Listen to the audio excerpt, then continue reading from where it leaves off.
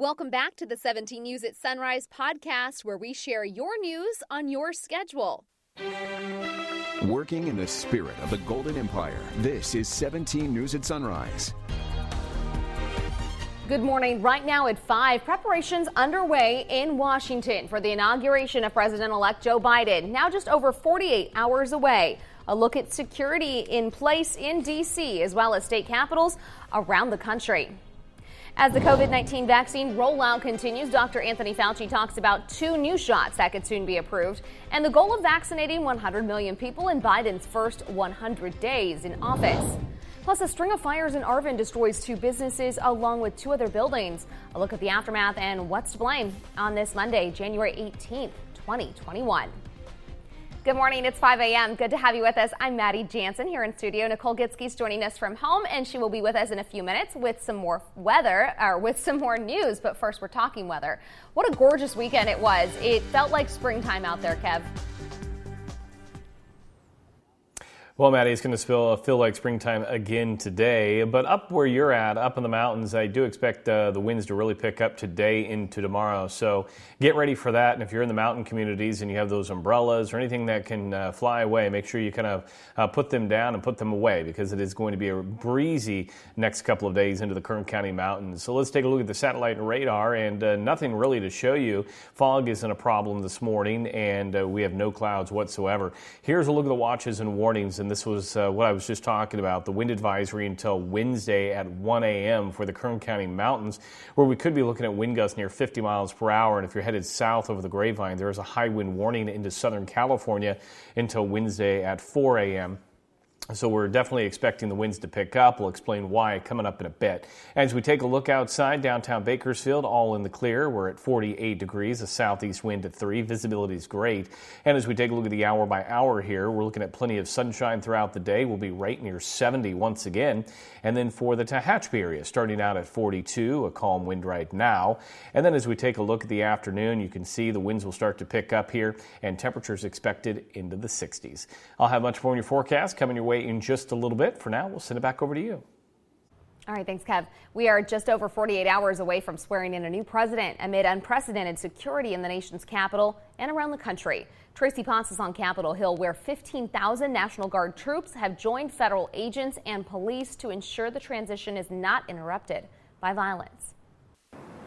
Hi, Maddie. Good morning, everyone. It's chilly and it's nearly empty here on Capitol Hill, not only because it's early, but also because streets are blocked off. They've got it locked down here. 15,000 National Guard already on the ground. Another 10,000 coming by Wednesday to ensure a safe and peaceful transition of power.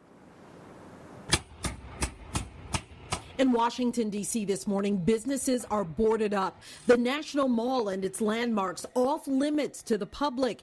The inauguration site, the U.S. Capitol, and blocks around it behind concrete barricades, metal fencing, and an unprecedented display of America's military might. We don't want to see fences. We definitely don't want to see armed troops on our streets, but we do have to take a different posture. New video of the Capitol riot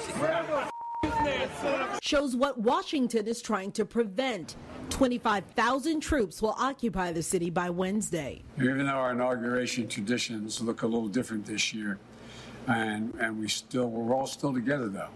United across all of America. 14 states sent the National Guard to protect their capitals after the FBI warned of possible violence. You want to be over-prepared versus under-prepared. But demonstrations Sunday, some of them armed, were small and peaceful. A bunch of people decided not to come today because of the fear of the National Guard. We come in peace.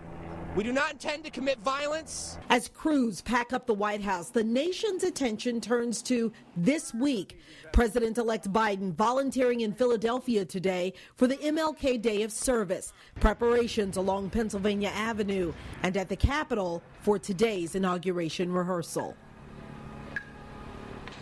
That's the rehearsal that was postponed from yesterday because of a security threat supposed to happen today. Also today, Vice President-elect Kamala Harris resigning her Senate seat. On Capitol Hill, I'm Tracy Potts, 17 News. With just days left in his term, VP Mike Pence made one final trip across the country. Saturday, he and Second Lady Karen Pence visited the Central Valley. The Vice President and the Second Lady delivered remarks in Lemoore at one of the largest naval air stations on the West Coast. Speaking before 100 active duty soldiers, the Vice President talked about his foreign policy and military achievements of the Trump administration over the last 4 years. Among them, he said he was proud that the U.S. had pulled out of the Iran nuclear deal and moved the U.S. Embassy in Israel from Tel Aviv to Jerusalem. But most of all, he said he was there to thank those who serve our nation. I want to assure you, you have our deepest respects for the selflessness and courage that you personify every day. For 4 years, I've had the honor of being Vice President of the United States. And as my time in office draws to a close, allow me to thank you for the privilege of serving as your Vice President these past 4 years. It's been the greatest honor of my life. During his speech, Pence did not mention anything about the January 6th riot at the Capitol nor the impeachment, but he called on the incoming Biden administration to, quote, stay the course and stand up to China. Aside from roughly 100 service members, also in attendance was Republican Congressman David Valadao of Hanford. Pence made his final public appearance yesterday in Fort Drum, New York, where he met with soldiers who just returned from Afghanistan. 5:06 is your time, and back here at home now. 2 fires broke out in the city of Arvin Sunday morning. They were the latest in a string of fires this week. The 4 fires broke out along the city's main road within a few blocks from each other near Bear Mountain Boulevard. 2 of the fires were in abandoned buildings. Arvin Mayor Olivia Trujillo said she suspects arson in those cases. The 2 other fires happened at Peter's Funeral Home and Angelique Boutique. Both were nearly destroyed. Kern County Fire says those fires were sparked by problems with electricity or gas, and that it's common to see an increase in fires this time of year. When we see multiple fires in such a short period of time, the alarms go off. There has to be something going on here. But sometimes things just align. Throughout the winter months, you have more people decorating. You have the candles in the home. You have the regular cooking fires. And then you have a lot more heating that's occurring. And so we typically do tend to see more fires. Kern Fire encourages anyone with information on these fires to call the anonymous tip line at 1-800-FIRE-TIP. From our 17 follow-up file, the family of a boy who died in a crash in Northwest Bakersfield last week held a vigil last night in his memory. It happened at the corner of Hageman and Coffee Roads, the scene of last Sunday's crash. 13-year-old Nicholas Peterson was on a motorcycle with his stepfather when they were hit by an SUV. Peterson died while the stepfather, Jonathan, was hospitalized. Please keep Jonathan in your heart and in your prayers. He has a long road of recovery ahead of himself. Jonathan and Nick were best buddies. If they rode together, they went everywhere together, they hung out together, they played together, they argued together, and they loved together. As of last night, people have donated nearly $15,000 to help with funeral expenses and medical costs. Family members say the stepfather is in, quote, serious condition but improving each day. You can find the link to the family's GoFundMe at our website, kget.com.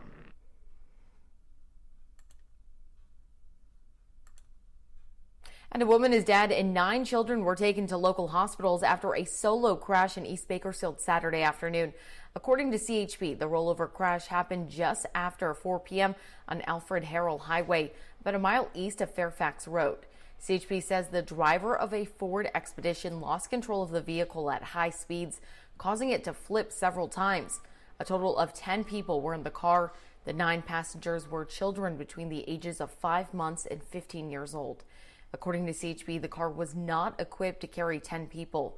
The 9 children sustained minor injuries and are expected to recover. 3 of the juveniles were in child restraints. Unfortunately, those restraints were not properly installed in the vehicle. Really, it's a wonder why, there aren't more severe injuries. And so we're just really grateful that we're not seeing more fatalities. The driver has been identified as 24-year-old Kiana Leisha Coltor. Her family members organized a fundraiser for her funeral expenses and to look after the children. If you would like to donate, you can find it on our website, kget.com. The family is also holding a candlelight vigil for Kiana tonight at 728 Knott Street, starting at 5 p.m.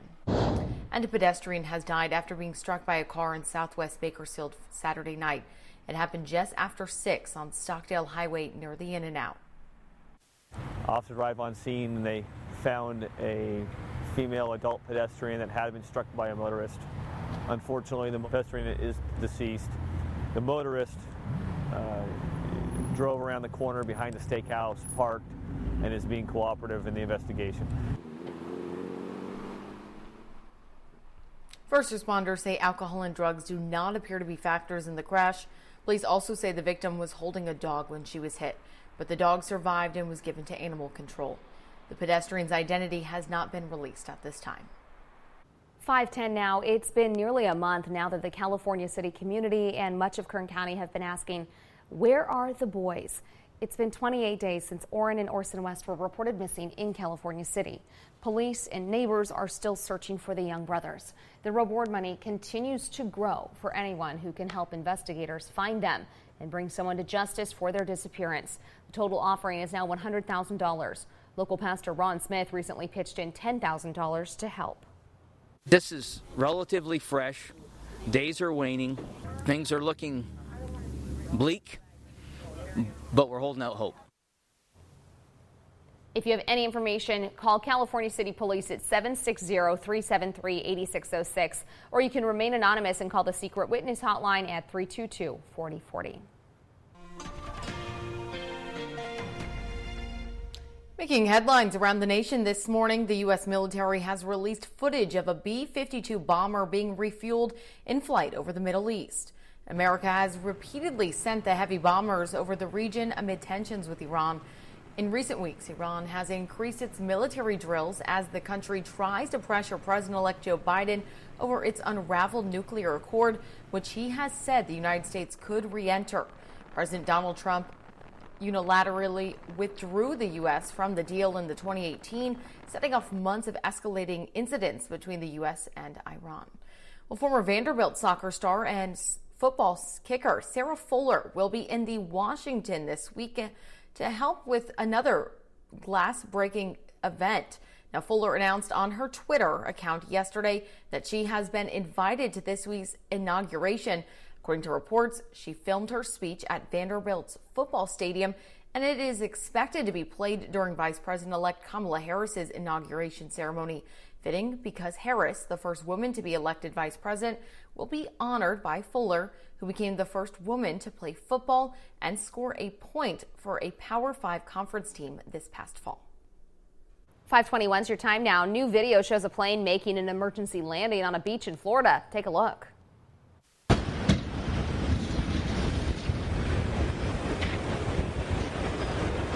The small rental plane took off from the Albert Whitted Airport in St. Petersburg on Sunday.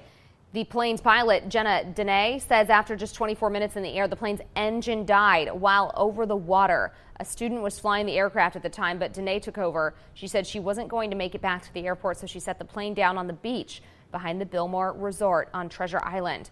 The pilot and student were not hurt. Treasure Island Fire Rescue turned the scene over to TIPD for security and investigation by the FAA. KGET Business Watch is brought to you by Grapevine MSP Technology Services, the Valley's leading IT service provider. Welcome back in your 17 Business Watch. Holiday retail sales were up from 2019, according to the National Retail Federation. The organization says that sales were up 8.3%, beating the forecast of 5%. The pandemic shook up typical holiday shopping patterns. Many retailers started sales as early as October and kept stores shut on Thanksgiving Day. They put more deals online and expanded contactless options. The National Retail Federation's picture was much rosier than the Commerce Department, who said Friday its seasonally adjusted numbers showed retail sales fell in October, November, and December. A new work of art made possible by an unlikely benefactor shines a spotlight on the student loan debt crisis.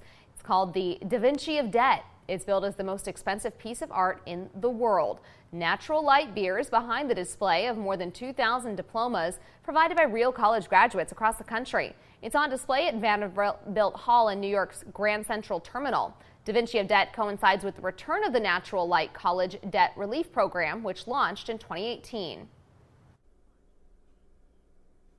Now, if getting organized is on your list of things to do in 2021, you're not alone. More than $20 billion is spent on organizational products each year.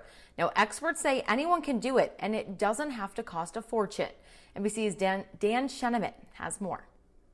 I've helped thousands of clients transform their homes. I'm a recovering super slob. Cassandra Arson is an organizational expert. So the big myth is if I only got organized, then I'd have space for everything. But organizing doesn't create space. Decluttering creates space. A free quiz on Arson's website, Clutterbug, helps find your organizing style. If you know what naturally works for you, you can set up a system that actually stays organized for good. I think your space is a reflection of you, and by organizing it, you're setting yourself up for success in the rest of your life. The Spruce's Melanie Berlier says take baby steps when tackling the clutter.